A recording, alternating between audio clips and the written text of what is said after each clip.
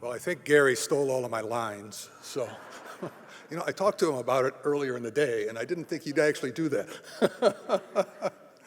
I think the most important part that Gary mentioned, and Doug said it as well, this really is the results of the efforts of a lot of people.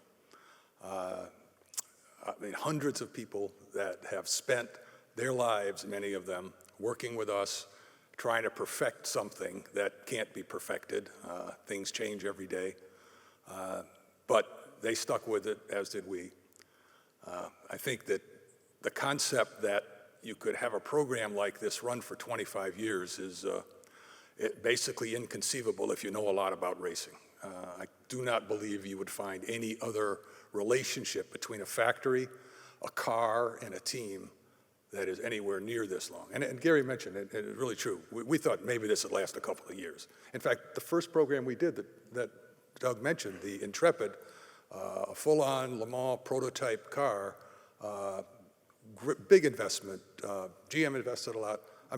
We quit after 2 years, and that was not unusual. Nothing wrong with it, it's just that was not unusual. So to think that we are where we are today is amazing. Once again, as a result of the people that brought this, both the energy and the skills to the effort. Gary mentioned, and I want to reiterate, he had unbelievable skills in building cars that would last, that we could operate for years without having to invest too much money.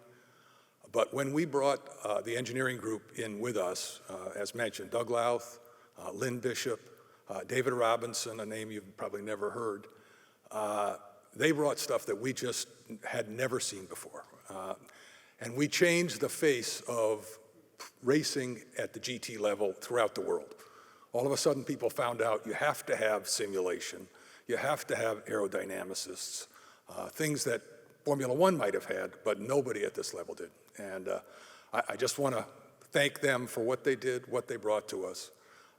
Just again, anecdotally, some of the simulation work we did at that time, while it was working on the Corvette race car, was also working on anti-missile ballistic defense. So these are the kinds of things those guys could do and brought to our effort. So Bill DeLong is another name that was mentioned that we just can't say enough. Bill started with us, I want to say it's probably 1987, 88, something like that. Came to us as a racer, got involved with building cars, and has kept with it since then, and has been the VP of manufacturing for us for years and years. And again, without him and the quality that he brought to the racetrack, we've never been able to do what we did. So again, I want to thank you, all of you, for what we've been awarded here, also for the fact that the people that did this really get it, and we want to thank them as well. Thank you.